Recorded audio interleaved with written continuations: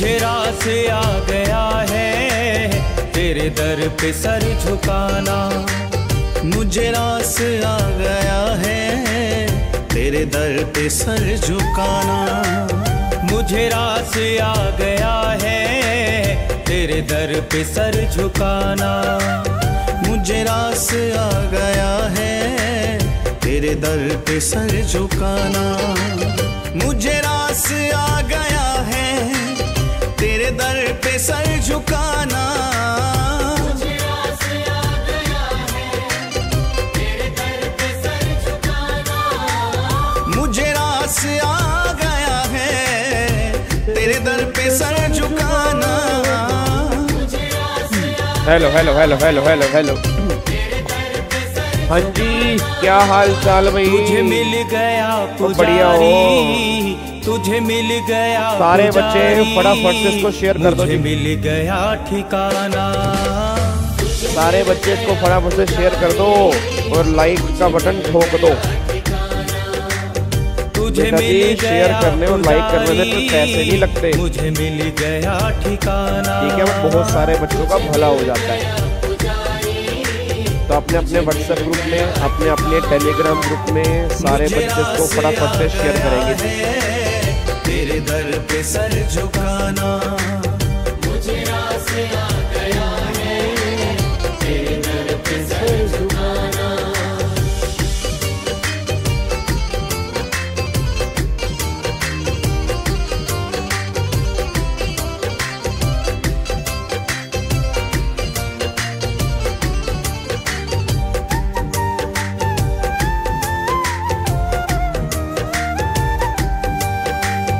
मुझे इसका गम नहीं है कि ये दुनिया रूठ जाए। मुझे इसका गम नहीं है कि ये दुनिया रूठ जाए। मुझे इसका गम नहीं है कि ये दुनिया रूठ जाए। मुझे इसका गम नहीं है कि ये दुनिया रूठ जाए। मुझे इसका गम नहीं है कि ये दुनिया रूठ जाए। मुझे इसका गम नहीं है कि ये दुनिया रूठ जाए। मुझे इसका गम नहीं है कि ये दुनिया रूठ जाए। हेलो,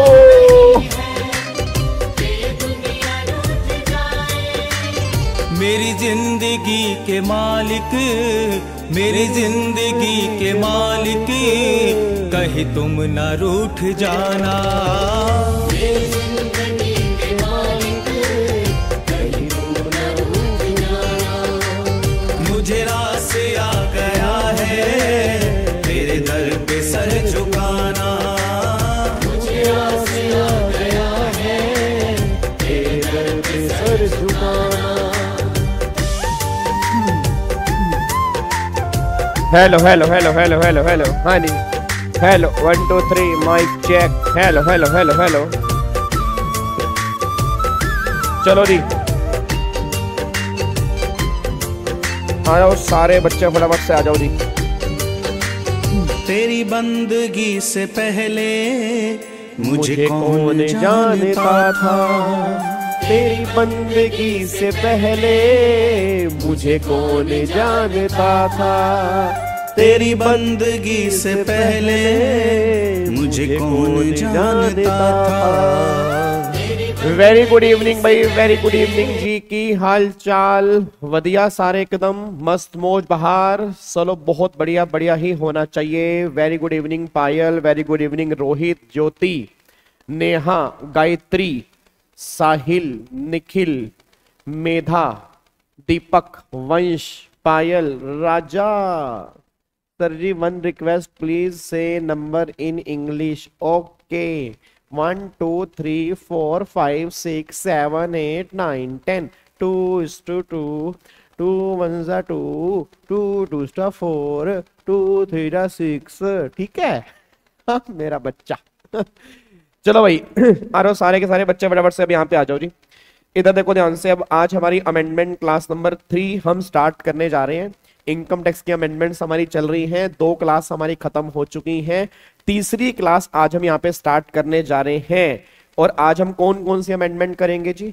आज हम सारी अमेंडमेंट खत्म कर देंगे और कैपिटल गेन की अमेंडमेंट को छोड़ के, और एक अदर सोर्स में अमेंडमेंट आई है बायबैक वाली, वो हम कैपिटल गेन में ही डिस्कस करेंगे। उसको छोड़ के बाकी सारी अमेंडमेंट आज हम खत्म कर देंगे और कल से finally finally finally finally finally हम कैपिटल गेन की अमेंडमेंट स्टार्ट करेंगे जी। ठीक है जी, तो कल से अमेंडमेंट हम स्टार्ट करेंगे कैपिटल गेन की। ओहो बहुत मजा आएगा भाई कैपिटल गेन पढ़ने में। तुम्हें एक से एक मैं डायग्राम बना दूंगा, तुम्हें कल मैं लो पढ़ना सिखाऊंगा कि लो कैसे पढ़ते हैं, उसके जितने भी प्रैक्टिकल क्वेश्चन बन सकते हैं मैक्सिमम टू मैक्सिमम वो सारे हम प्रैक्टिस करेंगे। वैसे है तो वो अमेंडमेंट 1 या 1.5 घंटे की, बट मैं 1-1.5 घंटा नहीं लगाऊंगा उस अमेंडमेंट के ऊपर, उनके क्वेश्चंस करने के ऊपर मैं कम से कम ये मान के चलो 4 क्लास लगाऊंगा। अब 4 क्लास का मतलब कम से कम 6 घंटे मैं लगाऊंगा, बट बिलीव मी जब मैं 5-6 घंटे उस अमेंडमेंट पे लगाऊंगा, उसके क्वेश्चंस पे लगाऊंगा, उसके बाद आपको ना उस अमेंडमेंट में कोई दिक्कत नहीं आएगी और एग्जाम में कहीं से भी क्वेश्चन बन जाएगा। मेरा आपसे वादा है कि आप गलती करके नहीं आओगे। ठीक है जी, तो हम कल से अपना फाइनली कैपिटल गेन के अमेंडमेंट स्टार्ट करेंगे। बाकी जो भी बची कुछ अमेंडमेंट्स होंगी वो आज हम खत्म कर देंगे। आज हमें क्या खत्म करनी है? एक तो आज हमें कंप्लीट करनी है पीजीबीपी की अमेंडमेंट, वो आज हम कंप्लीट करेंगे। फिर एक आज हमें कंप्लीट करनी है अदर सोर्स में 1-2 छोटी छोटी अमेंडमेंट है बायबैक को छोड़कर, उसको आज हम खत्म कर देंगे। फिर टीडीएस और टीसीएस के रेट में छोटी सी अमेंडमेंट है, वो आज हम देख लेंगे। फिर डिडक्शन के अंदर छोटी सी अमेंडमेंट है, वो हम देख लेंगे। और बाकी और किसी चैप्टर में अमेंडमेंट नहीं है। बाकी जो चैप्टर आपने, चाहे वो सेट ऑफ वाला चैप्टर है, चाहे वो क्लबिंग ऑफ इनकम वाला चैप्टर है, चाहे वो एडवांस टैक्स वाला चैप्टर है, इवन चाहे वो रिटर्न ऑफ इनकम वाला चैप्टर है, ऑलमोस्ट सारे के सारे चैप्टर सेम है। उसमें कोई भी अमेंडमेंट नहीं है। जो आपने पहले पढ़ा उसको आप कंटिन्यू कर सकते हो, उसमें कोई भी अमेंडमेंट नहीं है, बस ये पर ध्यान दो। ठीक है जी, चलो सर जी आज आप हैंडसम लग रहे हो, इसका मतलब क्या कि आज से पहले कभी हैंडसम नहीं लगा, आज के बाद कभी हैंडसम नहीं लगूंगा। कहना क्या चाहते हो? कहना क्या चाहते हो मेरे भिंडी कलर के बच्चों? कहना क्या चाहते हो? ठीक है, चलो अब एक बार सारे के सारे बच्चे बराबर से यहाँ पे आ जाओ। अच्छा, कल चैट बॉक्स में ना कुछ बच्चों के डाउट थे कि गाबे, यार गाबे मेरी बात सुन, इलस्ट्रेशन जो आपने सैलरी की होमवर्क दी थी ना, उसमें 17 और 18 हमारे पल्ले नहीं पड़ा। मतलब ये इलस्ट्रेशन 14 हमसे हो गई, 14 में तो आई थिंक कोई दिक्कत होगी नहीं, बिल्कुल बच्चों वाली बात थी। उसके बाद 15 भी तुमसे हो चुकी होगी जो मेरे को लग रहा है, क्योंकि 15 में कुछ भी नहीं था, जो ऊपर वैल्यू निकली उसमें से माइनस करना था, एम्प्लॉय वाला वैल्यू निकल के आ गई। फिर 16 भी तुमसे हो गई होगी, 16 के अंदर भी खास कुछ था नहीं, क्योंकि ये 16 जो था वो ये था कि अगर आपने लीज पे ली है उस केस में क्या होगा। कई बच्चों को जो दिक्कत थी वो क्वेश्चन 17 और क्वेश्चन 18 में दिक्कत आ रही थी। तो ऐसा करते हैं, एक बार पहले फटाफट से क्वेश्चन 17 और 18 हम डिस्कस कर लेते हैं, उसके बाद फिर आज वाली अमेंडमेंट क्लास पे हम आएंगे। इधर देखो ध्यान से, अब एक बार मैं क्वेश्चन नंबर 17 देखता हूं जी। अब क्वेश्चन नंबर 17 एक बार चेक करते हैं। क्वेश्चन नंबर 17 क्या कह रहा है? कह रहा है using the data given in the illustration number 14। याद है ना, कल हमने सैलरी वाली अमेंडमेंट की थी। तो जो नए बच्चे इस टाइम मेरी क्लास देख रहे हैं, मैं आपसे रिक्वेस्ट करूंगा पहले 2 अमेंडमेंट क्लास देख लेना, तभी ये वाली अमेंडमेंट क्लास समझ में आएगी, अदरवाइज आपको समझ में कुछ भी नहीं आएगा। ठीक है ना, तो पहले 2 अमेंडमेंट क्लास देखनी बहुत जरूरी है, उसके बिना आपको समझ में नहीं आएगा। अब सुनो ध्यान से, अगर मैं क्वेश्चन नंबर 17 की बात करता हूं, तो क्वेश्चन नंबर 17 वाले केस में उसने बोला इलस्ट्रेशन नंबर 14 का डेटा यूज करना है। अच्छा, इलस्ट्रेशन नंबर 14 तुमने घर में निकाली होगी, तो ये 14 की बात कर रहा है। कह रहा है compute the value of perquisite if ABC limited has provide the television. अब एक बात मेरे को सोच के बताओ, याद करो हमने क्लास में डिस्कस किया था कि वैल्यू जो आरएफए की आती है वो 2 तरह की आती है। एक तो होता है अनफर्निश्ड आरएफए, एक होता है फर्निश्ड आरएफए। फर्निश्ड आरएफए की वैल्यू कैसे निकलती है? जो अनफर्निश्ड आरएफए की वैल्यू होती है उसमें अगर फर्निशिंग आइटम की वैल्यू को जोड़ दूंगा तो मेरी फर्निश्ड आरएफए की वैल्यू निकल के आ जाएगी। अब अनफर्निश्ड आरएफए की वैल्यू आपने ऑलरेडी इलस्ट्रेशन नंबर 14 में निकाल ली है, तो उसने बोला जो वैल्यू तुमने इलस्ट्रेशन 14 में निकाली उस वैल्यू को तुम बेस बना लो, वो तुम्हारी अनफर्निश्ड आरएफए की वैल्यू है। उसके साथ में उसने बोला कि हम तुम्हें फर्निशिंग आइटम भी दे रहे हैं, और फर्निशिंग आइटम वाले केस में याद करो 2 केस हमने क्लास में किए थे। अब अगर एम्प्लॉयर एम्प्लॉय को फर्निशिंग आइटम भी देगा, 2 केस होंगे, या तो फर्निशिंग आइटम उसके खुद की होंगी या खुद की नहीं होंगी। अब अगर फर्निशिंग आइटम एम्प्लॉयर के खुद की हैं तो जो एक्चुअल कॉस्ट का 10% होगा उसके बेस पे हम टैक्सेबिलिटी कर देंगे एम्प्लॉय के हाथ में। और अगर फर्निशिंग आइटम मेरे खुद की नहीं है, फॉर एग्जांपल मान लो मैंने कहीं से लेकर दी है, तो जो भी एक्चुअल चार्जेस होंगे, जो रेंट होगा, उसको हम टैक्सेबल कर देंगे। उसके बाद फिर आपके फर्निश्ड आरएफए की वैल्यू निकल के आ जाएगी। अब मेरे को सारे बच्चे आंसर देना। इधर देखो, यहाँ पे फर्निशिंग आइटम में एक तो टेलीविजन है, अब यहाँ पे WDV दिया 10,000 पे, कॉस्ट दिया 25,000 पे। मेरे को सारे बच्चे बोल दो क्या मेरे काम की WDV है या मेरे काम की कॉस्ट है। तो ऑब्वियस ये बात है मेरे काम की कॉस्ट है, WDV जो है वो मेरे काम की नहीं है, इसको मैं यहाँ पे क्रॉस कर रहा हूँ। फिर उसने बोला 2 एयर कंडीशनर है, rent paid by the company for the air conditioner 400 रुपए पर मंथ ईच। अब वो कह रहा है AC का वो किराया पे कर रहा है। अच्छा, AC का वो किराया पे कर रहा है, इट मीन टीवी का वो किराया पे नहीं कर रहा। अब अगर टीवी का वो किराया पे नहीं कर रहा तो टीवी एम्प्लॉयर के खुद का है। अब अगर टीवी एम्प्लॉयर के खुद का है तो एक्चुअल कॉस्ट का 10% जो होगा उसके बेस पे टैक्सेबिलिटी करेंगे। AC खुद का नहीं है, उसके उसने रेंट दे रखा है, तो रेंट के बेस पे टैक्सेबिलिटी करेंगे। फिर उसने बोला जो उसने टेलीविजन दिया है वो टेलीविजन कब दिया है, 1 जनवरी 25 को दिया। अच्छा, अगर टेलीविजन 1 जनवरी 25 को दिया है तो AC कब दिया वो तो बताया ही नहीं। अब AC कब दिया, अगर वो नहीं बताया तो हम क्या एज्यूम करेंगे कि जब उसने घर दिया होगा सेम टाइम पर AC दिया होगा, तो AC की कैलकुलेशन भी हम वहीं से करेंगे जहां से घर आपने अलॉट किया। अब अगर आप चेक करोगे घर जो आपने अलॉट किया है, क्वेश्चन नंबर 14 चेक करना, वो 1 नवंबर 24 है, तो नवंबर, दिसंबर, जनवरी, फरवरी, मार्च, तो कैलकुलेशन जो करेंगे AC की वो 5 महीने की करेंगे, और टीवी की कैलकुलेशन जो करेंगे वो 3 महीने की करेंगे, क्योंकि टीवी जो दिया वो जनवरी में दिया जी। अब बताओ क्या दिक्कत वाली बात है। अब यहाँ पे एक बार आना, टीवी देखो 25,000 रुपए की कॉस्ट है, मल्टीप्लाई 10% और 3/12 3 महीने का निकाल लो टीवी का कितना आएगा जी। तो अगर मैं यहाँ पे कैलकुलेशन करूंगा तो कितना निकल के आएगा जी, 25,000 मल्टीप्लाई 10% मल्टीप्लाई 3/12, तो बैलेंस आपका आ गया 625 रुपए की टीवी की वैल्यू निकल के आ रही है। फिर अगर मैं AC की वैल्यू निकालूंगा तो 2 AC है और पर मंथ कितने का है, 400 रुपए पर मंथ है, कितने महीने हैं, 5 महीने हैं, तो 4,000 रुपए की वैल्यू मेरी AC की आ रही है। तो 4,000 और 625 4625 रुपए की वैल्यू मेरी फर्निशिंग आइटम की आ रही है। अब अगर 4625 की वैल्यू मेरी फर्निशिंग आइटम की है तो क्वेश्चन 14 में जो अपने अनफर्निश्ड RFA की वैल्यू निकाली है उसमें फर्निशिंग आइटम की वैल्यू जोड़ दो जी। अब यहाँ पे एक बार चेक करना, देखो 4625 रुपए की वैल्यू आ रही है, आपने वहां पर 5300 रुपए की वैल्यू निकाली होगी, तो 5300 और 4625 9925। फिर तुम्हें एम्प्लॉई से कितना मिला, 1000 पर मंथ मिला, मतलब 5000 तुम्हें एम्प्लॉई से मिला, उसको तुमने माइनस कर दिया, तो बैलेंस आ गया 4925। ये आपकी वैल्यू निकल के आ रही है कंसेशनल RFA की। बताओ इसमें है क्या जी, बिल्कुल सिंपल है जी, ठीक है जी, बिल्कुल सिंपल है। आई होप आपको सबको समझ में आ गया होगा, इसमें कोई भी दिक्कत परेशानी वाली बात नहीं होगी। ये हमारा क्वेश्चन नंबर 17 है। मैं उम्मीद करता हूं जिनका भी डाउट था उनको समझ में आ गया होगा जी।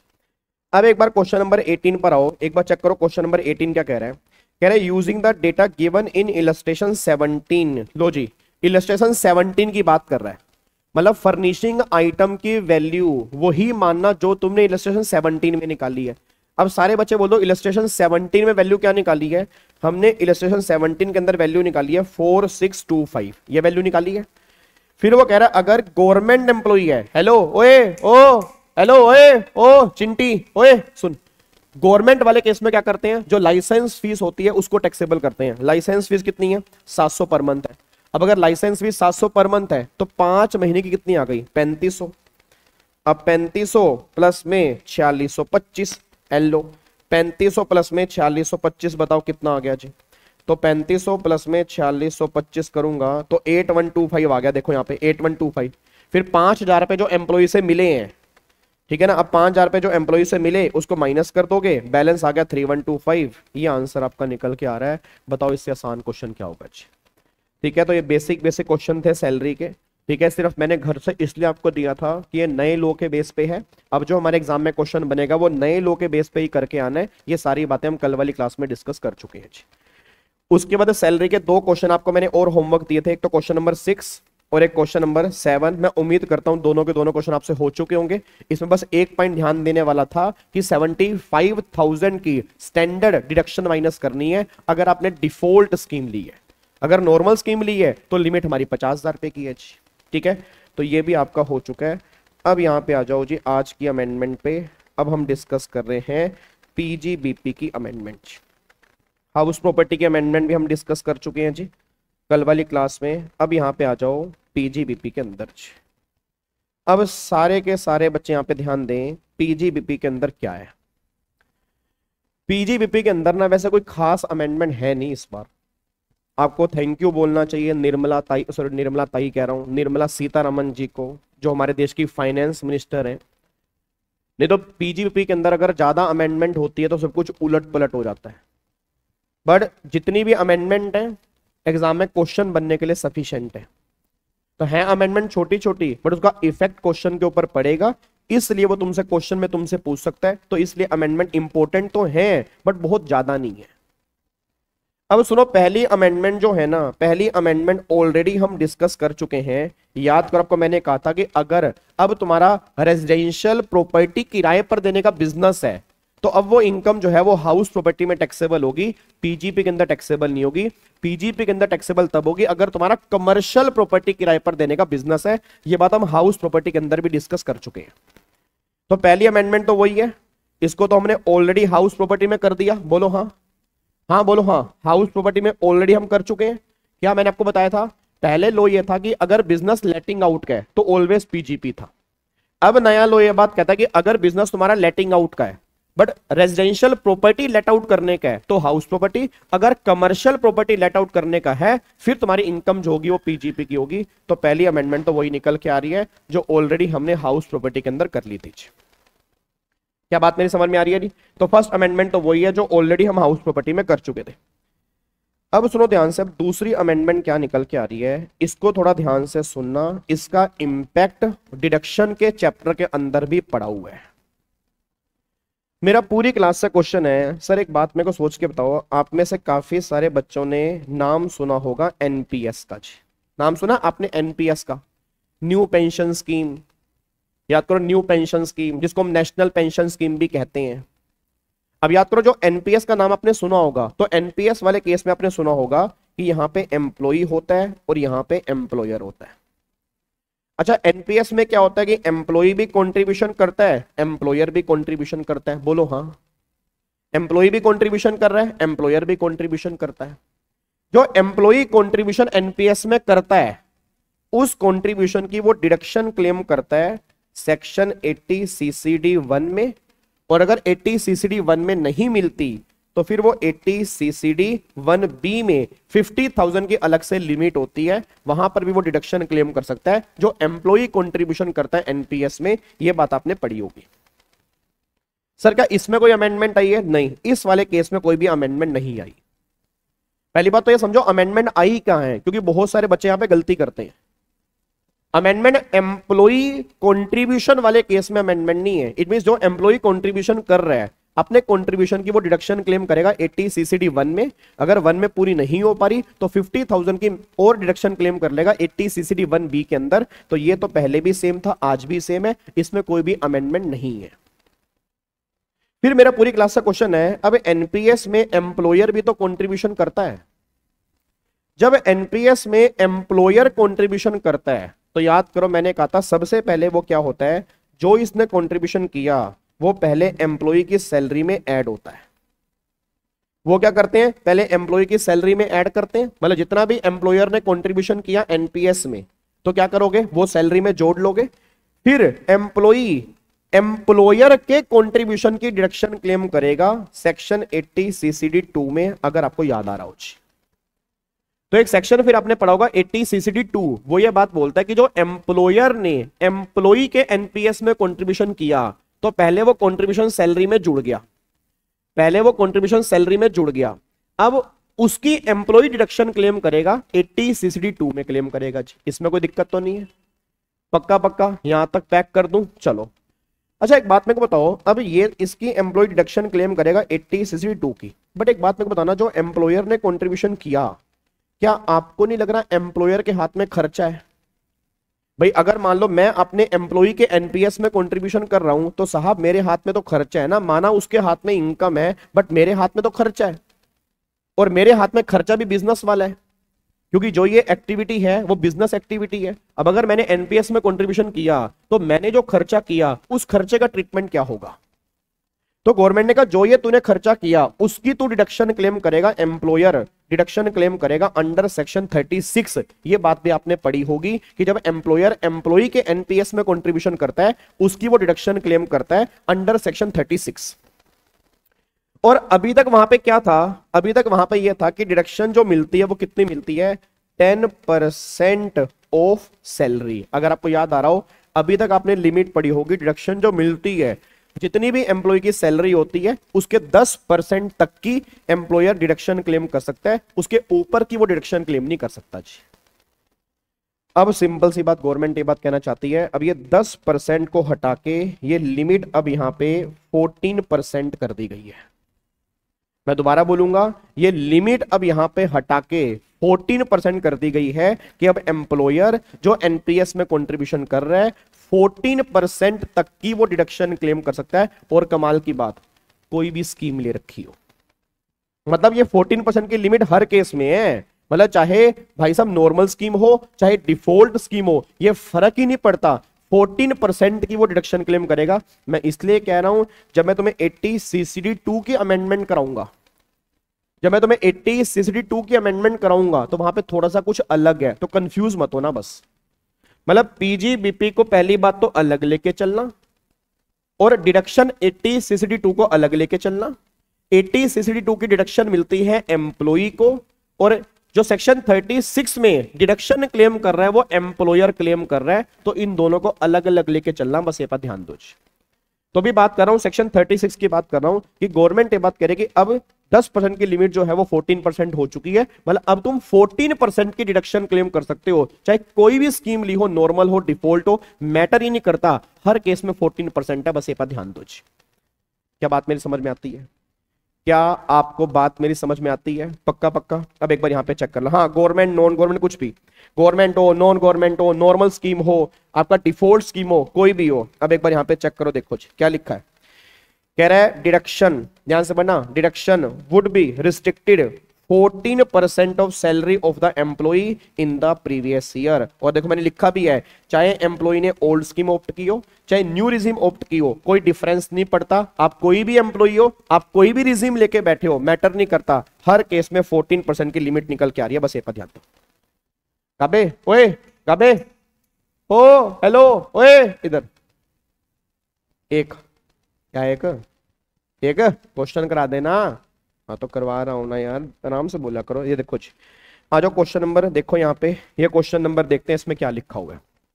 क्वेश्चन देखो जी, कह रहा है x limited contribute 20% of basic salary to the account of each employee under a pension scheme referred to section 80 CCD. Dearness allowance 40% of salary और वो पार्ट ऑफ द एम्प्लॉई है, मतलब डीए जो है वो उठोए वाला है, रिटायरमेंट बेनिफिट वाला है, तो इसको हम काउंट करेंगे। कह रहे compute the amount of deduction allowable under section 36(1)(4)(a) if the basic salary of the employee aggregate 10 lakh rupees, salary दे रखी है 10 लाख रुपए। Would disallowance under section 48(9) be attracted and if so what extent. अब देखो simple सी बात भाई, मैंने contribution किया 20%, अब मेरे को सारे बच्चे बोल देना मैंने कंट्रीब्यूशन किया 20%, अलाउड कितना है, पहले 10 था, अब लिमिट कितनी हो चुकी है 14%, तो 14% तक अलाउड किया जाएगा और 14% से ऊपर वाला जो होगा वो मेरे हाथ में डिस अलाउड होगा सेक्शन 40 के अंदर। ये बात ऑलरेडी हमने पीजीबीपी के अंदर की हुई है, आपने कहीं से भी मेरे बच्चों क्लास ली होगी, आपने भी ये बात की होगी। पहले 10% की लिमिट थी, अब 14 की लिमिट हो चुकी है, 14 से ऊपर वाला जो है वो एम्प्लॉयर के हाथ में डिसअलाउड है। अब मेरे को सारे बच्चे बोल दो, यहां पे सैलरी है 10 लाख, ठीक है, यहां पे सैलरी कितनी है 10 लाख, 10 लाख रुपए का उसने 20% कॉन्ट्रीब्यूशन किया, तो 2 लाख रुपए उसने कॉन्ट्रीब्यूशन किया, बोलो हाँ।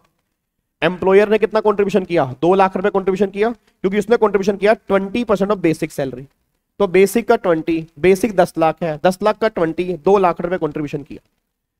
बट एम्प्लॉयर को डिडक्शन कितनी मिलेगी 14%, 14% किसका, बेसिक का नहीं, सैलरी का। और सैलरी का मतलब क्या होता है 10 लाख प्लस में डीए उठोए वाला, तो 10 और 4 लाख ये हो गया 14 लाख रुपए हो गया। अब अगर 14 लाख रुपए का मैं 14% निकालूंगा तो भाई साहब यहां पे अगर मैं देखूंगा 14 लाख का 14% अगर मैं निकालूंगा तो सर ये आ रहा है 1,96,000 रुपए। 1,96,000, मतलब 2 लाख रुपए कंट्रीब्यूशन किया और जो 14% निकल के आ रहा है सैलरी का वो 1,96,000 आ रहा है, तो 1,96,000 रुपए की डिडक्शन मिलेगी और 4,000 रुपए जो होगा वो डिसअलाउड होगा जी। अब चेक कर लो, देखो यहाँ पे देखो 10 लाख, 4 लाख, ये 14 लाख। अब 2 लाख रुपए एम्प्लॉयर ने एक्चुअल कंट्रीब्यूशन किया, डिडक्शन कितनी मिलेगी एज पर न्यू लिमिट जो अमेंडेड लो है, कितना 14%, तो 196 आ गया। 4,000 पे एक्सेस कंट्रीब्यूशन जो है वो डिसअलाउड है। इस तरह का क्वेश्चन एग्जाम के अंदर बन जाएगा आपके जो। आई होप आपको मेरी बात समझ में आती है, आई होप आपको मेरी बात समझ में आती है। जल्दी बोलो फटाफट से, कोई दिक्कत तो नहीं है क्या? इसको लॉक कर सकता हूं? अब ये पॉइंट समझ में आ गया। अब अगर ये क्वेश्चन एग्जाम के अंदर बन जाता है तो अब तुम गलती तो नहीं करके आओगे। बात समझ में आ रही है? एम्प्लॉय ने कोई भी स्कीम ली हो, कोई भी एम्प्लॉय हो, 14% तक की मैक्सिमम एम्प्लॉयर डिडक्शन क्लेम कर लेगा, 14% ऑफ सैलरी। और सैलरी का मतलब बेसिक प्लस में डीए उठोए वाला, उसको सैलरी के बेस पे 14% निकाल लो, इतना अलाउड है, उसके ऊपर जो है वो डिसअलाउड है सेक्शन 40 के अंदर। ये सारी बातें आपकी निकल के आती है। क्या बात मेरी समझ में आ रही है? ठीक है, चलो अब सुनो ध्यान से, मैं कहना क्या चाह रहा हूँ जी। सर रिवीजन कब से कराओगे? भाई रिवीजन पहले अमेंडमेंट तो कर लो यार। करवा दूंगा यार, टेंशन मत लो, बढ़िया करवा दूंगा भाई, तुम्हें मजा आएगा बहुत। ठीक है, तुमने बस एक बार पहले टेक्स्ट पढ़ा होगा ना, उसके बाद तुम्हें कोई दिक्कत नहीं होने वाली रिवीजन में। बट उससे पहले मेरे बच्चे अमेंडमेंट कर ले, अमेंडमेंट करके तो समझ में आएगा। अब सुनो ध्यान से, मैं कहना क्या चाह रहा हूं, मेरा पूरी क्लास का क्वेश्चन है। ये तो हो गया हमारा पीजीपी का। अब मैंने क्या बोला, इससे रिलेटेड अमेंडमेंट एक सेक्शन 80 CCD 2 के अंदर आई है। पहले मेरे को सारे बच्चे बताओ 80 CCD 2 में आपने क्या पढ़ा हुआ है? बताओ सारे बच्चे बताओ 80 CCD 2 में आपने क्या पढ़ा हुआ है? 80 CCD 2 में आपने क्या पढ़ा हुआ है? जल्दी बता दो फटाफट से। नहीं दिव्यांश कौन है? दिव्येश, फिक्स वाला कमीशन यहां पे नहीं आएगा, फिक्स वाला कमीशन यहां पे नहीं आएगा। ठीक है, जल्दी बताओ। एम्प्लॉयर कंट्रीब्यूशन 80 CCD 2 किसका है? एम्प्लॉयर कंट्रीब्यूशन का है, यही तो है ना, एम्प्लॉयर कंट्रीब्यूशन। अच्छा एक बात बताना, क्या 80 CCD 2 जो है वो नॉर्मल स्कीम वालों को मिलता है, डिफॉल्ट स्कीम वालों को मिलता है, दोनों को मिलता है? एक बार बताओ। जो 80 CCD 2 है वो नॉर्मल स्कीम वालों को मिलता है, डिफॉल्ट स्कीम वालों को मिलता है, या दोनों को मिलता है? दोनों को मिलता है ना। याद है 3 डिडक्शन ऐसी हैं वो डिफॉल्ट स्कीम लेने पर भी मिलती हैं।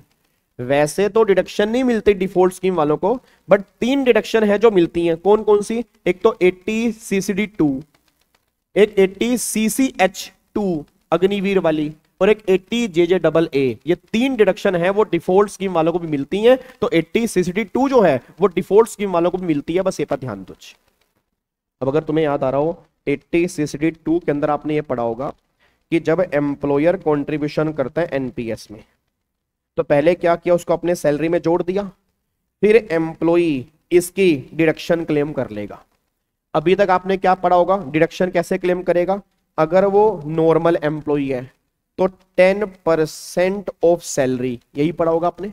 और अगर वो गवर्नमेंट एम्प्लॉई है, चाहे वो सेंट्रल गवर्नमेंट हो, स्टेट गवर्नमेंट हो, तो 14% ऑफ सैलरी। बोलो हाँ, बोलो हाँ, यही तो आपने पढ़ा है ना कि एम्प्लॉय डिडक्शन क्लेम करेगा। नॉर्मल एम्प्लॉय है तो 10% ऑफ सैलरी, अगर गवर्नमेंट एम्प्लॉय है तो 14% ऑफ सैलरी। और ये डिडक्शन जो है ये दोनों स्कीम के अंदर मिलती थी। अब गवर्नमेंट प्रमोट करना चाहती है डिफॉल्ट स्कीम को। किसको प्रमोट करना चाहती है? डिफॉल्ट स्कीम को। अब गवर्नमेंट ने कहा जी अगर एम्प्लॉय डिफॉल्ट स्कीम लेके बैठा हुआ है, अगर एम्प्लॉय डिफॉल्ट स्कीम लेके बैठा हुआ है, तो हम क्लेश ही खत्म कर रहे हैं, चाहे वो नॉर्मल है चाहे वो गवर्नमेंट है, दोनों केस में अब 14% ऑफ सैलरी की वो डिडक्शन क्लेम कर सकता है। हम ये गवर्नमेंट और नॉन गवर्नमेंट वाला झंझट ही खत्म कर रहे हैं अगर वो डिफॉल्ट स्कीम लेके बैठा है। बट हाँ, अगर वो नॉर्मल स्कीम लेके बैठा है, नॉर्मल स्कीम वाले केस में भैया 10% नॉर्मल में, गवर्नमेंट वाले केस में 14%, अभी भी वहां पर बाइफर्केशन है। बट अगर तुमने डिफॉल्ट स्कीम ले रखी है तो 14% ऑफ सैलरी हर केस में एप्लीकेबल होगी, चाहे तुम गवर्नमेंट हो चाहे तुम नॉन गवर्नमेंट हो। ये अमेंडमेंट आपकी निकल के आई है जी। अब मैं आपको एक बार दिखा देता हूं जी। देखो जी, अब यहाँ पे जो अमेंडमेंट आई है डिडक्शन के अंदर, आपको मैं दिखाता हूं। यहां पर मैंने लिखी हुई है, ये रही, देखो जी।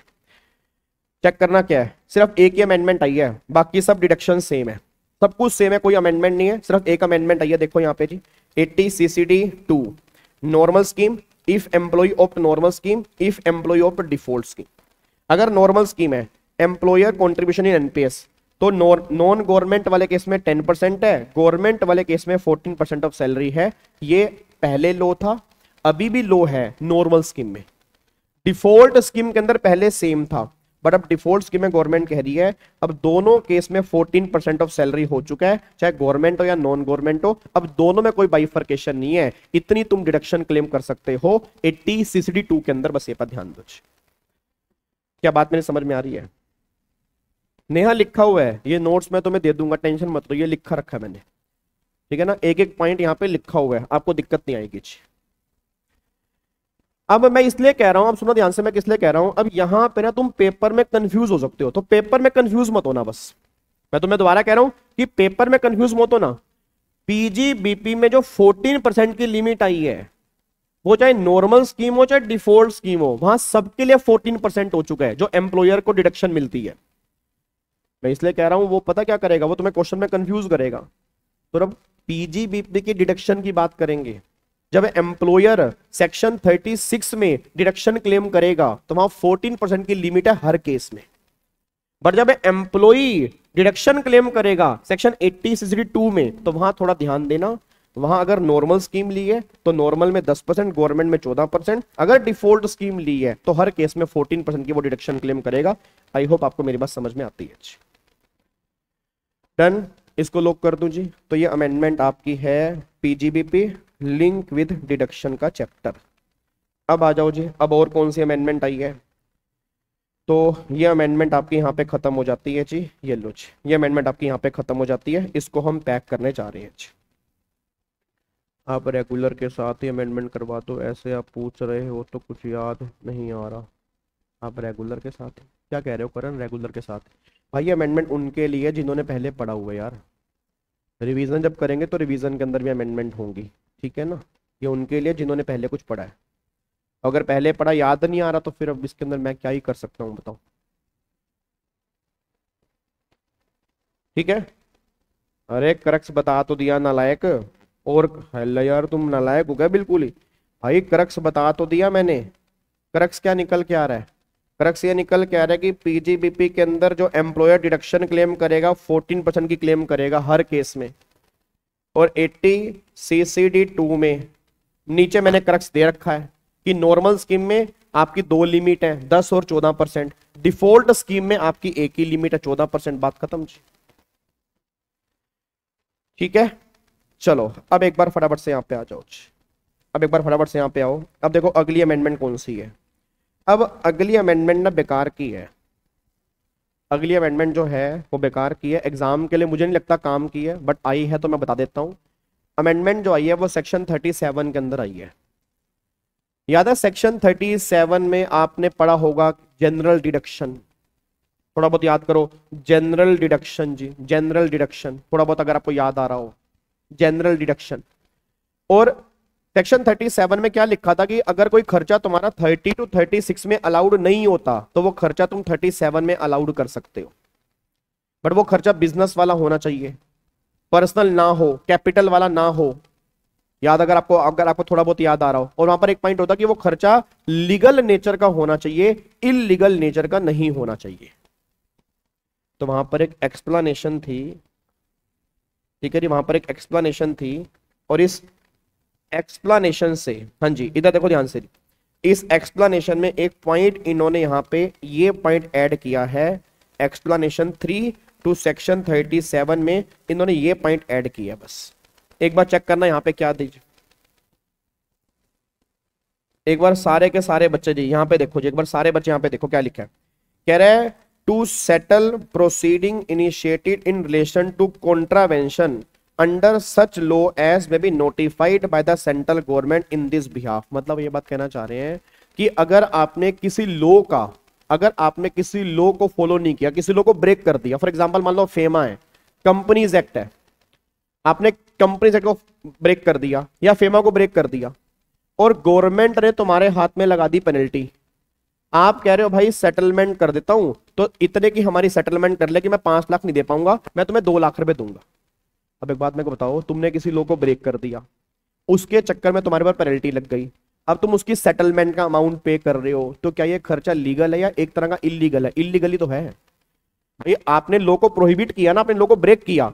उसके लिए जो तुम सेटलमेंट फीस पे कर रहे हो, इसको सेटल करवाने के लिए, तो सेक्शन 37 क्लियर करता है कि ये खर्चा तुम्हारे बिजनेस का नहीं होगा, इस खर्चे को हम अलाउड नहीं करेंगे, बस ये पर ध्यान दो। तो देखो उसने वही लिखा हुआ ऊपर कि हम ये क्लैरिफाई कर रहे हैं कि इन सब खर्चों को हम ऑफेंस मानेंगे या प्रोहिबिटेड बाय लॉ मानेंगे, मतलब ये खर्चे 37 में अलाउड नहीं किए जाएंगे। उसमें क्लैरिफिकेशन ऐड की है कि जो सेटलमेंट अमाउंट पे किया जाता है वो एक तरह का पेनल्टी ही होता है, उस पेनल्टी वाले अमाउंट को हम अलाउड नहीं करेंगे। 37 यहां पे अलाउड नहीं होगा, बस ये पर ध्यान दो।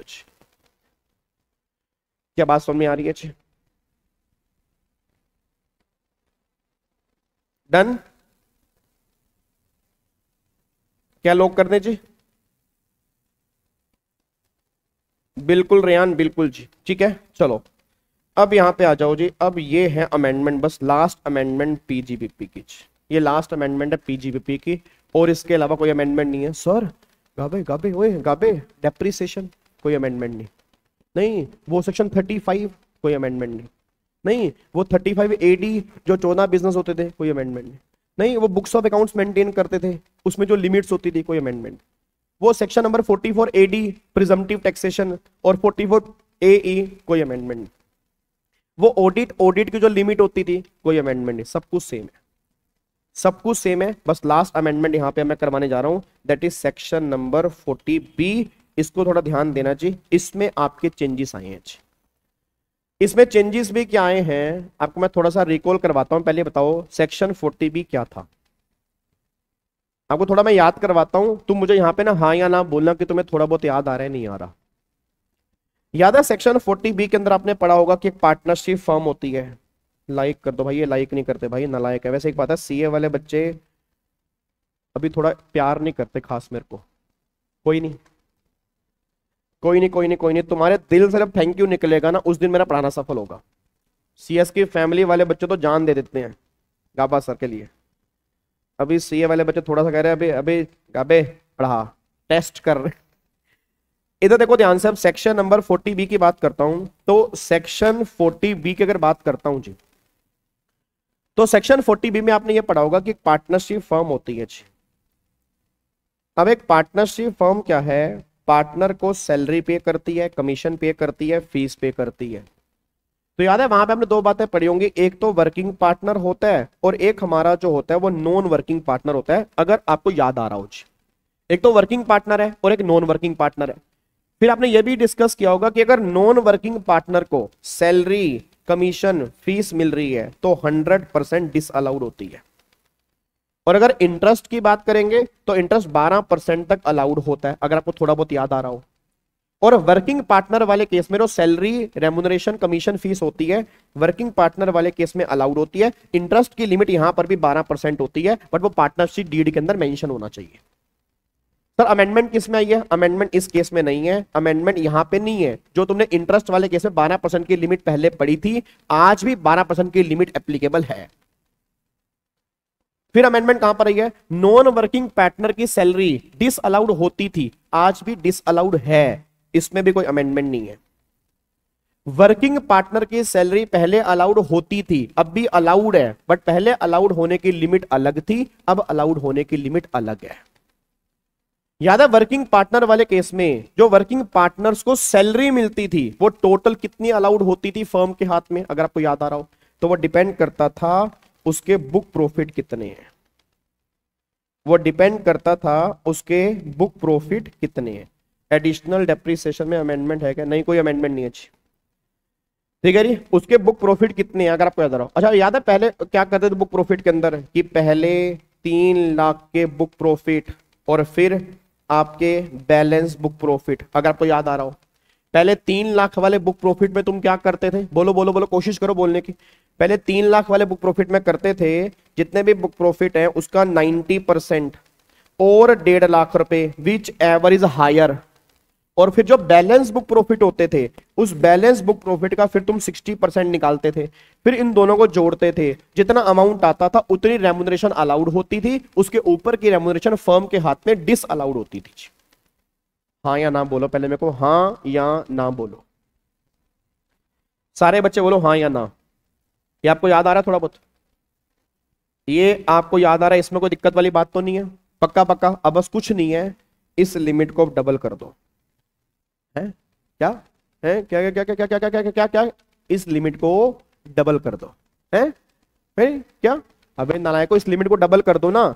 अब पहले 6 लाख के बुक प्रॉफिट का 90% और 1.5 लाख की बजाय 3 lakh, which ever is higher, which ever is higher, मतलब 3 की जगह 6 हो गया, 1.5 की जगह 3 लाख हो गया। ये लिमिट अब आपकी यहां पे निकल के आ रही है। अब देखो यहां पे क्या लिखा है जी, देखो ये अमेंडमेंट आई है।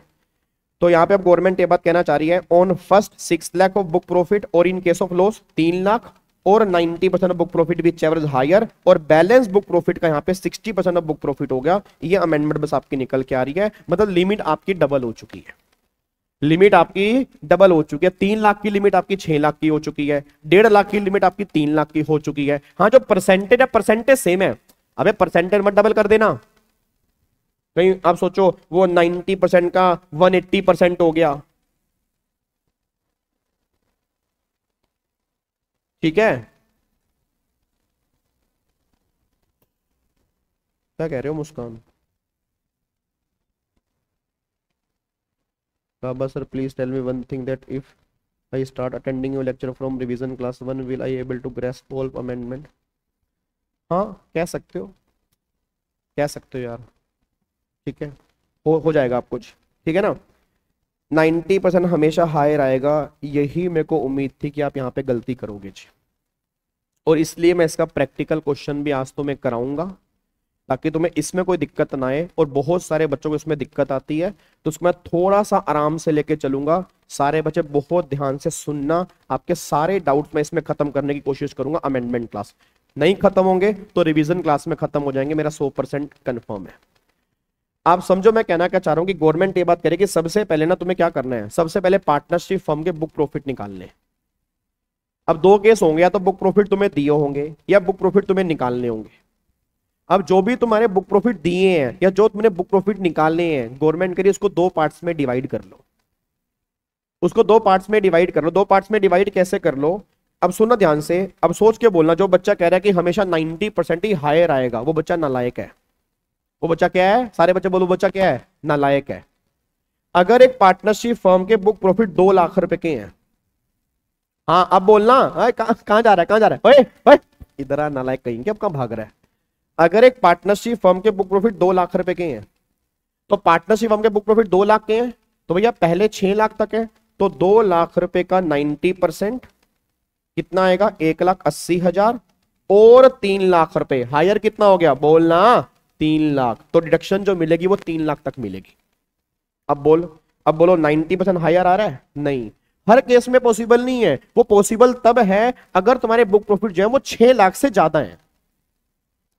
बट कई बार क्या होता है, बुक प्रॉफिट सर हमारे 2 लाख होते हैं। अच्छा क्या पता मेरे बुक प्रॉफिट 2 लाख के हो ही ना, मान लो इस पार्टनरशिप फर्म के लॉस है, फिर अब अगर पार्टनरशिप फर्म के लॉस है ना, तो भाई तो भी 3 लाख रुपए की रेम्युनरेशन फर्म के हाथ में अलाउड ही है, क्योंकि हायर जो बनेगा वो 3 लाख बनेगा, तो 3 लाख रेम्युनरेशन तो अलाउड है ही है, चाहे उस पार्टनरशिप फर्म के लॉस ही क्यों ना हो।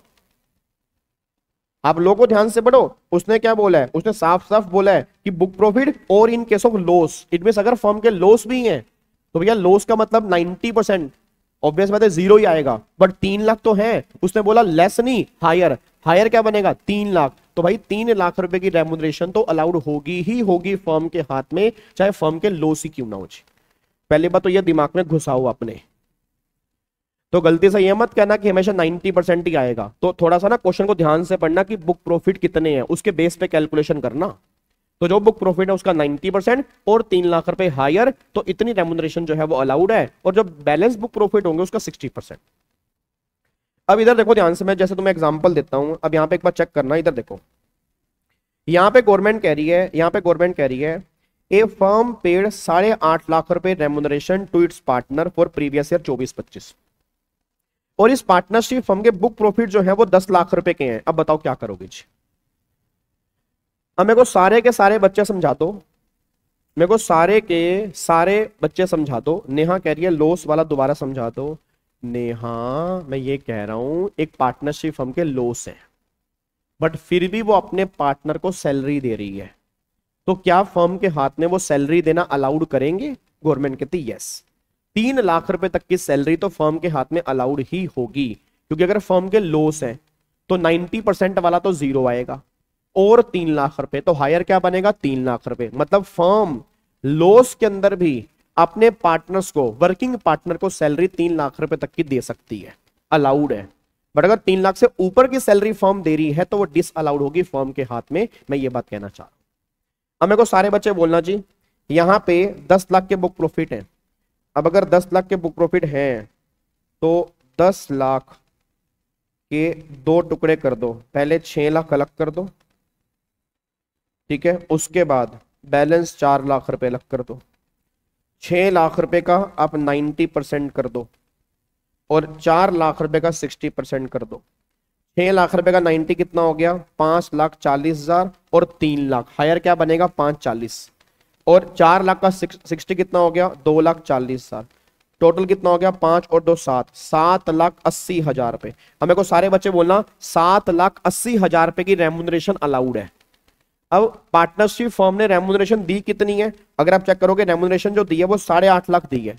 अब दी 8.5 लाख है, लिमिट आपकी यहाँ पे 7,80,000 आ रही है, तो 8.5 लाख माइनस में 7,80,000, तो चेक करोगे 70,000 रुपए की रेम्यूनरेशन जो है वो फर्म के हाथ में डिस अलाउड कर दी जाएगी, क्योंकि वो लिमिट से ज्यादा है। अब बताओ क्या दिक्कत है इसके अंदर? बताओ इसके अंदर दिक्कत क्या है? बिल्कुल सिंपल सा पॉइंट है जी, बिल्कुल सिंपल ही तो पॉइंट है यार। आपको 2 टुकड़े करने हैं, पहले 6 लाख अलग कर लो, बैलेंस अलग कर लो, पहले 6 लाख का 90% कर लो, बैलेंस का 60 कर लो, इन दोनों को जोड़ के जो अमाउंट आ रहा है उतनी रेम्यूनरेशन जो है वो अलाउड है, बस वो ये तो कहना चाह रहे हैं जी। तो 70,000 रुपए की रेम्यूनरेशन जो है वो डिस अलाउड होगी। तो एक बार चेक करना यहाँ पे क्या लिखा है, देखो जी, देखो जी 7,80,000 रुपए अलाउड है, 70,000 रुपए जो एक्सेस अमाउंट है would be disallowed as per section 40B। I hope आपको मेरी बात समझ में आती हो जी। क्या बात मेरी समझ में आ रही है आपको? क्या आपको बात मेरी समझ में आ रही है? इसको लॉक कर दूं अब अगर नहीं समझ में आ रही इट मींस आपने फिर पहले पढ़ाई नहीं है पीजीपीपी, फिर तो यही हाल है। फिर अगर कह रहे हो ना कि सर ये कॉन्सेप्ट ही याद नहीं आ रहा, तो फिर इट मींस आपने पहले पीजी पढ़ा ही नहीं है। थोड़ा सा याद करने की कोशिश करो। यहाँ पे ज्यादा कोई बड़ी अमेंडमेंट नहीं आई, पहले 3 लाख की लिमिट थी, अब यहाँ पे 6 लाख की लिमिट हो गई। पहले वहां 1.5 लाख था, अब यहाँ पे 3 लाख हो गया, बस भाई यही परसेंटेज में तो चेंज है ना, उसके अकॉर्डिंग यहाँ पे क्वेश्चन चेंज हो गया, बात खत्म जी। ठीक है, चलो अब मेरा अगला क्वेश्चन सुनो। अब बच्चा ये बात कह रहा है सर ये तो बुक प्रॉफिट दिया हुआ है। सर गाबे ओए ओए ओए सुन, अगर बुक प्रॉफिट निकालना हो तो कैसे निकालेंगे? तो बुक प्रॉफिट निकालने की कैलकुलेशन में कोई अमेंडमेंट नहीं आई, बट मैं वो तुम्हें बता रहा हूं, ठीक है? समझ में आ गया तो अच्छी बात है, नहीं तो अमेंडमेंट क्लास में भी करेंगे। बट ये जो मैं बता रहा हूं ये एक्स्ट्रा है, ये अमेंडमेंट क्लास का पार्ट नहीं है, अमेंडमेंट हमारी हो चुकी है। अब बुक प्रॉफिट कैसे निकालते हैं? तो गवर्नमेंट ये बात कहती है जो भी तुम्हारे, सुनो ध्यान से, बुक प्रॉफिट कैसे निकलते हैं, जो भी तुम्हारे नेट प्रॉफिट होते हैं, जो भी तुम्हारे नेट प्रॉफिट निकाले तुमने, जो P&L में नेट प्रॉफिट निकाले उसको बेस बना लो जी। सर हमें कैसे पता होगा? तुम्हें क्वेश्चन में नेट प्रॉफिट दिया होगा या तुमने नेट प्रॉफिट निकाले होंगे, तो उस नेट प्रॉफिट को बेस बना लो और उसमें सारी की सारी रेम्यूनरेशन पार्टनर्स की ऐड कर दो। बट ऐड तब करना अगर वो आपने ये प्रॉफिट निकालते हुए माइनस की हुई है।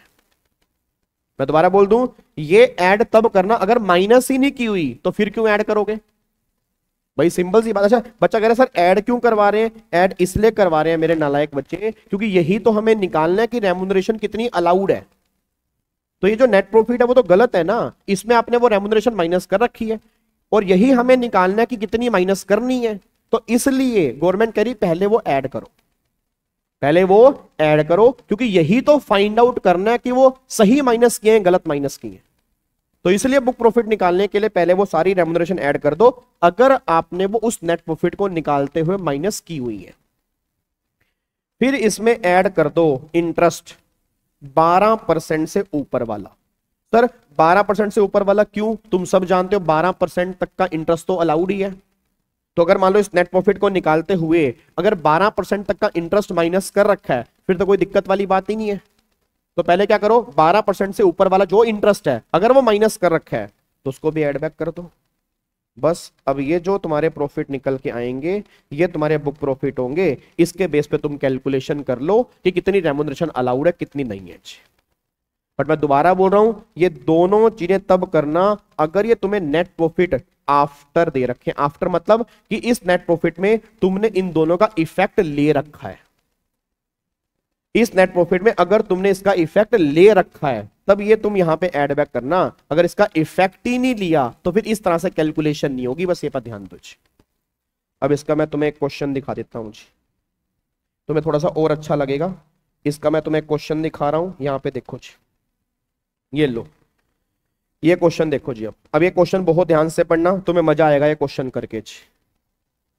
ठीक है जी, ये क्वेश्चन करके तुम्हें बहुत मजा आने वाला है। क्वेश्चन बहुत ध्यान से पढ़ना, यहाँ पे क्या है जी, सारे बच्चे यहाँ पे ध्यान दो जी।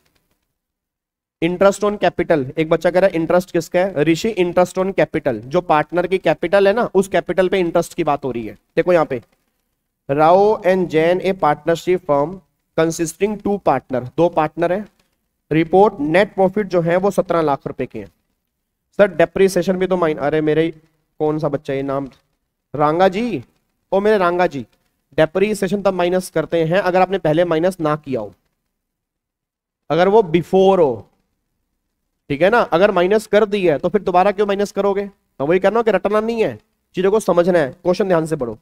अब देखो यहाँ पे 17 लाख के तुम्हें नेट प्रॉफिट दे रखे हैं before deduction of the following item. अब मेरे को सारे बच्चे बोल देना बिफोर डिडक्शन, मेरे को सारे बच्चे बोल दो, क्या इस 17 लाख में नीचे दी गई आइटम का इफेक्ट जा चुका है या अभी जाना है, बताओ। मेरे को सारे बच्चे फटाफट से बताओ जी, क्या इस 17 लाख में नीचे दी गई आइटम का इफेक्ट जा चुका है या अभी जाना है, अभी जाना है। आफ्टर नहीं है, बिफोर है।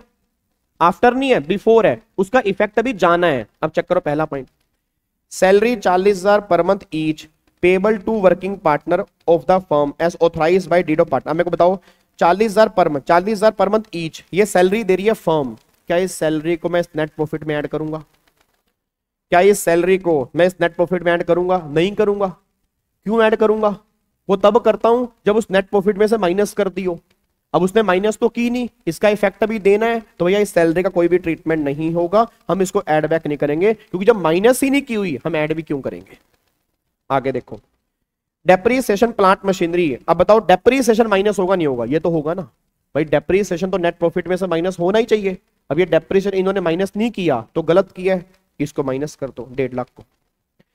फिर interest on capital 15% per annum है, the amount of capital eligible for interest 5 lakh रुपया। मेरे को सारे बच्चे बोल देना 5 लाख रुपए कैपिटल है, 15% इंटरेस्ट है। तुम सब जानते हो 12% तक की डिडक्शन मिलती है इंटरेस्ट। यहां पे पार्टनरशिप फर्म ने इंटरेस्ट पे किया 15%, डिडक्शन मिलती है 12%। अब मेरे को सारे बच्चे बोलो, क्या ये इंटरेस्ट उसमें से माइनस करेंगे नहीं करेंगे? यस करेंगे, बट कितना माइनस करेंगे? 12%।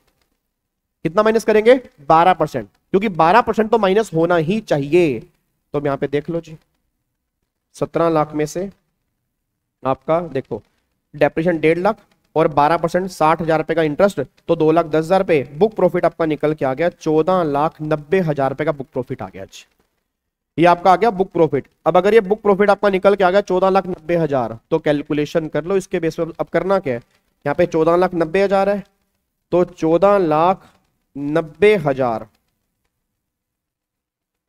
14,90,000 के 2 टुकड़े करो। पहले 6 लाख अलग कर दो, 8,90,000 पे अलग कर दो, इसका 90%, इसका 60%, तो 5,40,000 रुपये ये हो गया।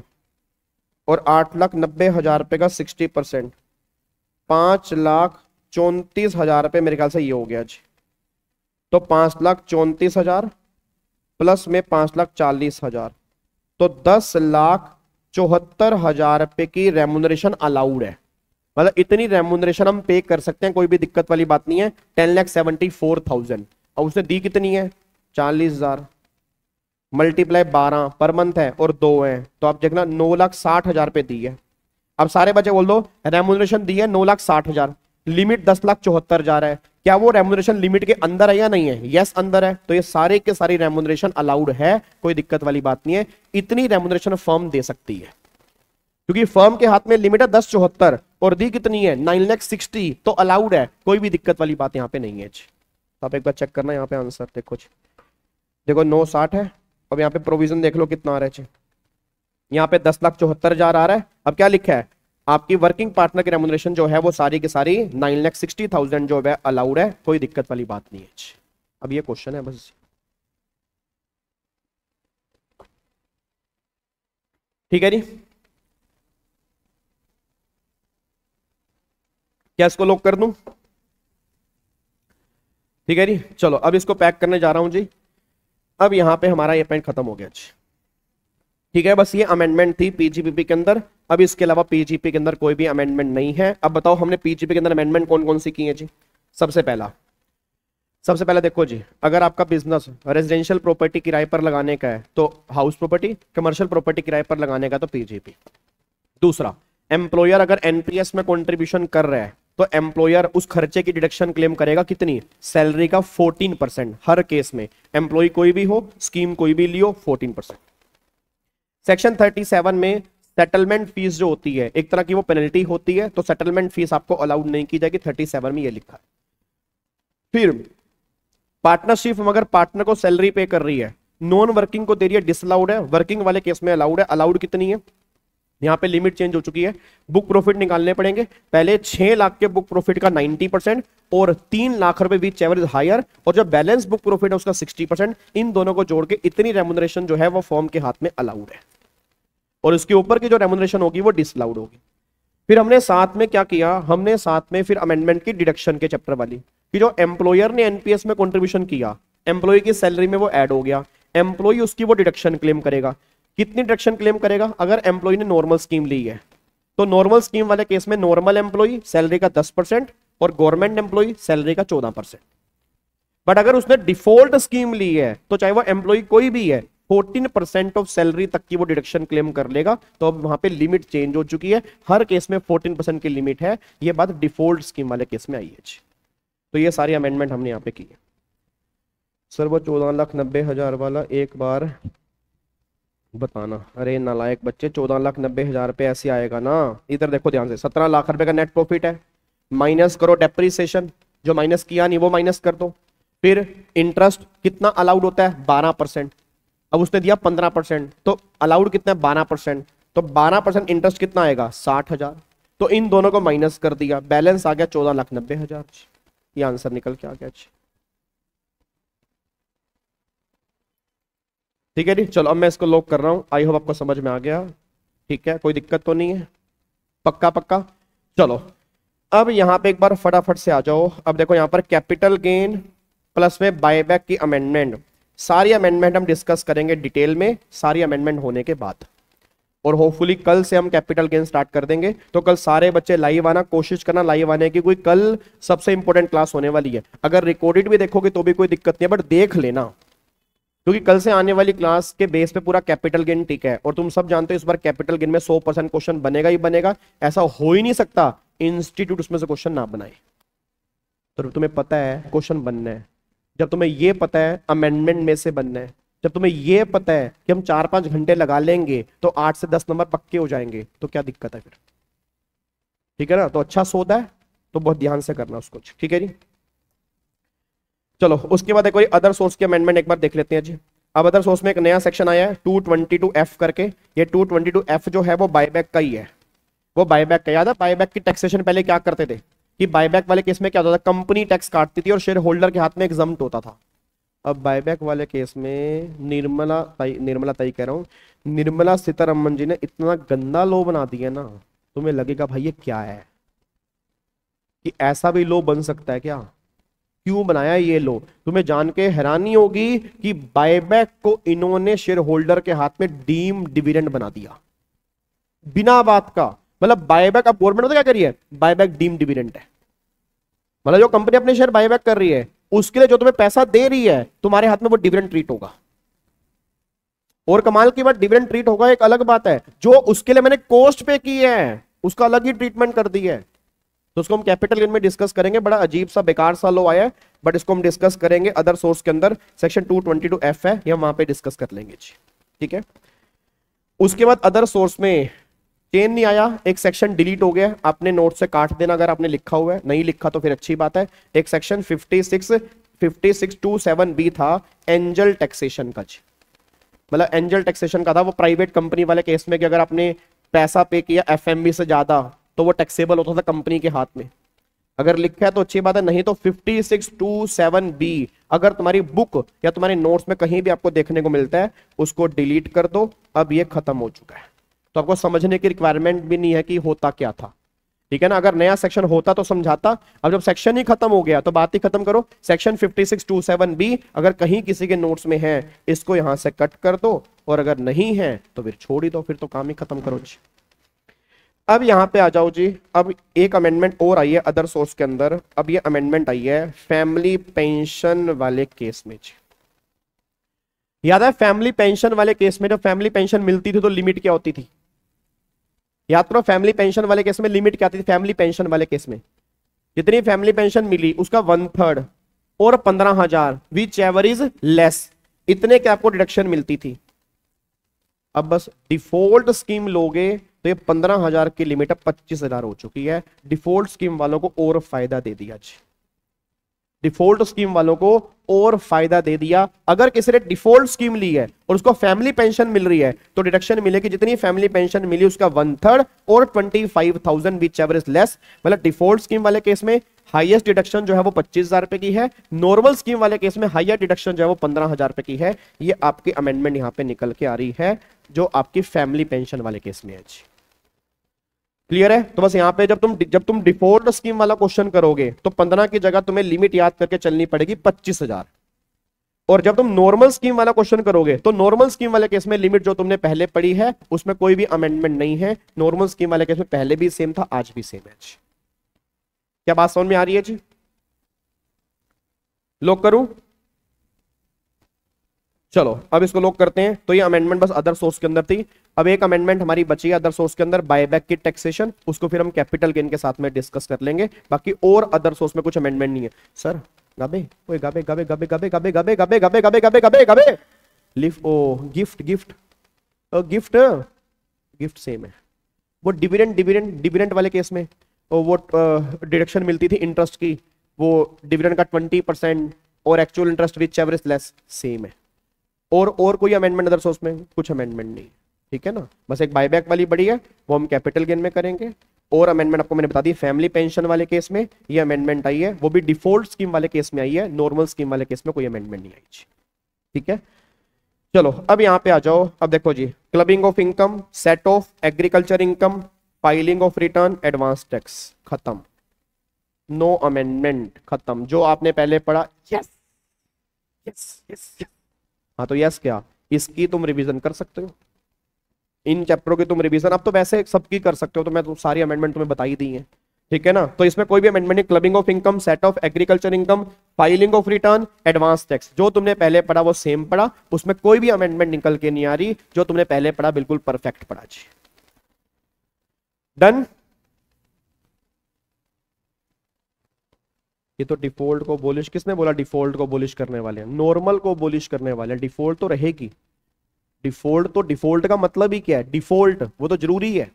ऑप्शनल स्कीम खत्म करने वाले हैं, ठीक है। अब यहां पे आ जाओ। अब देखो टीडीएस और टीसीएस में अमेंडमेंट आई है, और अमेंडमेंट भी क्या है यार, टीडीएस और टीसीएस के अंदर भी कुछ अमेंडमेंट नहीं आई। बस जहां आपको बता दूं क्या अमेंडमेंट आई है, जहां कई जगह पर ऐसे हैं जहां 5% रेट था उसको रिड्यूस करके 2% कर दिया 1 अक्टूबर 2024 या उसके बाद। यहां पे फिर थोड़ा सा डेट का पंगा आ गया जी, यहाँ पे थोड़ा सा डेट का पंगा आ गया। यहाँ पे आपको टीडीएस जैसे याद है, ये ऐसी अमेंडमेंट टीसीएस वाले केस में पहले आई थी। वो टीसीएस वाले केस में अगर आपको याद आ रहा, वो टूर ऑपरेटर वाले केस में जो पैसा रेमिट करते थे इंडिया से बाहर, 30 सितंबर तक अलग था, 1 अक्टूबर के बाद अलग था, जो पिछले साल टीसीएस वाले केस में अमेंडमेंट आई थी ना। अब ऐसे टीडीएस वाले में क्या हुआ, 1 अक्टूबर 2024 के बाद कुछ सेक्शन के रेट 5% से घटाकर 2% कर दिए गए हैं। यहां पे थोड़ा सा आपको डेट ध्यान देना पड़ेगा बस। पार्शियल इंटीग्रेशन स्कीम आज भी है, पहले भी है, उसमें कोई अमेंडमेंट नहीं है। अब देखो यहाँ पे कौन कौन से हैं। एक तो 194 DA, 194 DA maturity of life insurance policy, अगर आपको याद आ रहा हो, उसमें 5% रेट था, 1 अक्टूबर के बाद वहां पे 2% रेट हो गया जी। फिर 194 G commission on sale of lottery की टिकट, वहां पर 5% था, वहां पर भी 2% हो गया 1 अक्टूबर के बाद। 30 सितंबर तक 5% है, उसके बाद 2% है।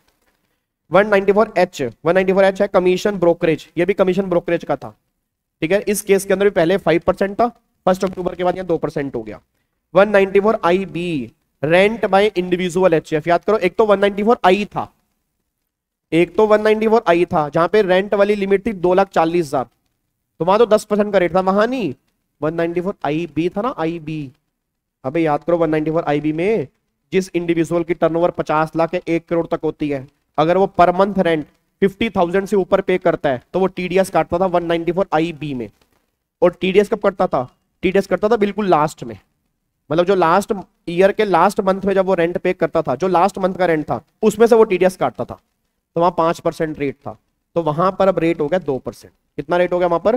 2% का रेट हो गया, तो यहां पर आ गया। उसके बाद 194M पेमेंट टू कॉन्ट्रैक्टर, जो 194C में कवर नहीं होते थे, 194M में कवर थे, ठीक है ना। पेमेंट टू कॉन्ट्रैक्टर वहां 5% का रेट था, वहां 2% हो गया जी।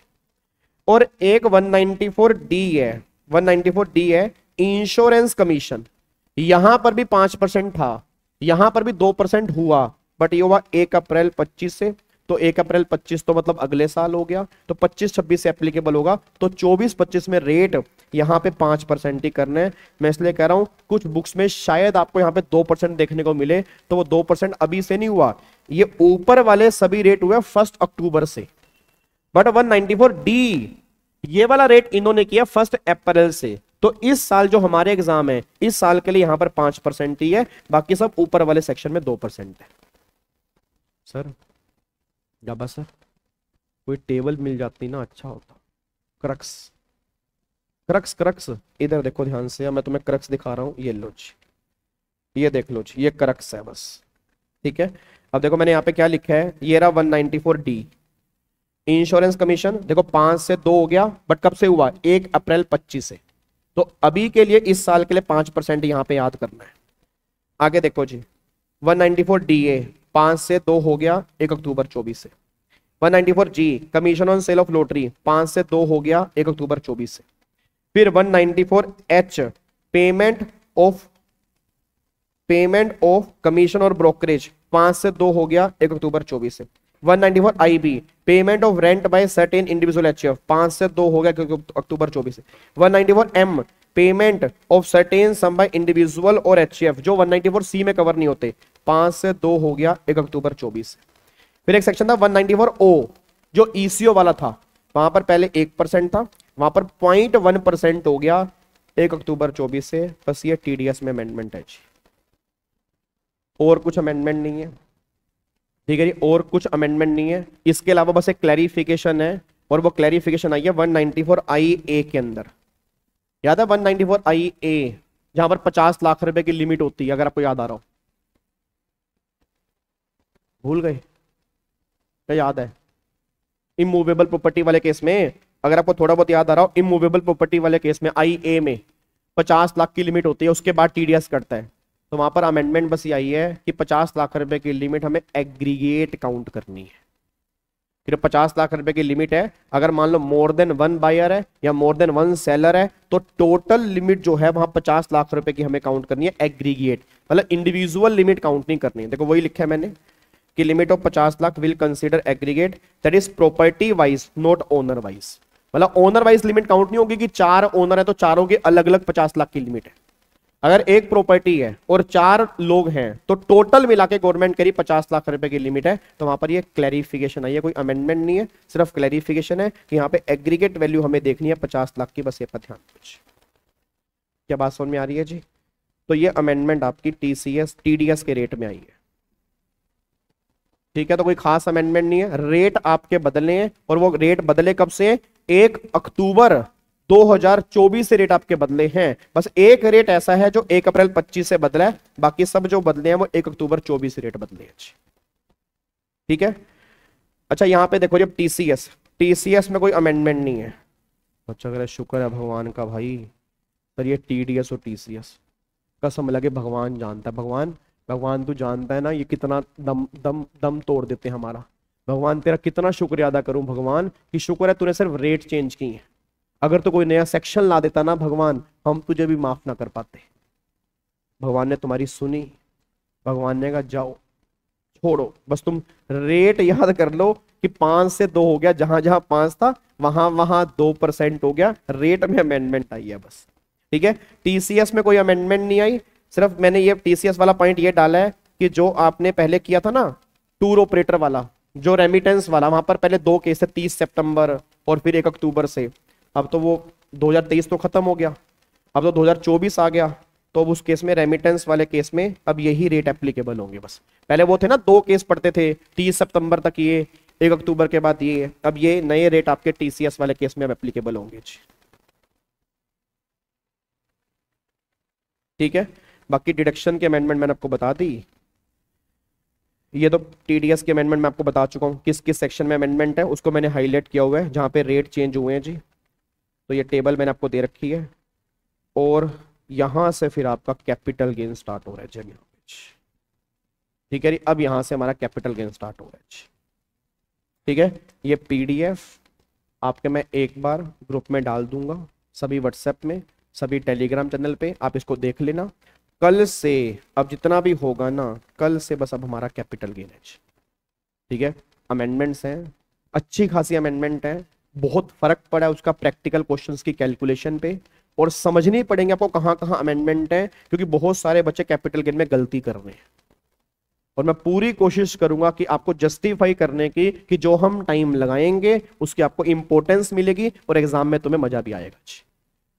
ठीक है जी, चलो आयुष टीसीएस की क्लैरिफिकेशन नहीं आई कोई, वो तो मैं तुम्हें अपनी तरफ से क्लैरिफिकेशन दे रहा हूं कि जो आपने रेमिटेंस वाला किया था ना, अबे टूर ऑपरेटर वाला अमेंडमेंट पहले नहीं आई थी, पिछले साल अमेंडमेंट आई थी कि 30 सितंबर तक ये रेट होंगे, फिर 30 सितंबर के बाद रेट बदल जाएंगे, और वो 2023 तो चला गया, क्योंकि वो 2023 के बीच जैसे आरएफए वाला केस नहीं था, आरएफए में अपने क्या किया, आधा टाइम ओल्ड लो आधा टाइम न्यू लो, अब मैंने क्या बोला, सारा टाइम नया लो।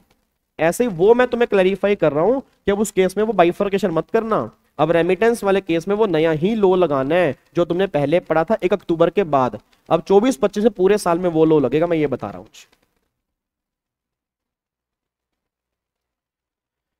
ठीक है, चलो जी, ओके जी, बाय बाय। 194C सेम है जी, 194C में कोई भी अमेंडमेंट नहीं है, जो आपने सी पहले पढ़ा वो सी सेम है, उसमें कोई भी अमेंडमेंट नहीं है जी। ठीक है, चलो अब सारे बच्चे लाइक का बटन ठोक दो और कमेंट जरूर करके जाना, क्योंकि ऑलमोस्ट हमारी अमेंडमेंट खत्म हो चुकी है और खत्म करने में 3-3.5 घंटे लगे हैं इन अमेंडमेंट को, और कैपिटल गेन में 6 घंटे हमारे और लगेंगे, तो डीटी के अमेंडमेंट खत्म करने में 9 घंटे हमारे लग रहे हैं। बट मैं उम्मीद करता हूँ 9 घंटे मैं तुम्हें जस्टिफाई कर दूंगा कि 9 घंटे पढ़ने के बाद तुम्हें अमेंडमेंट हो या उसके क्वेश्चन हो, आई थिंक तुम्हें कोई दिक्कत नहीं आएगी।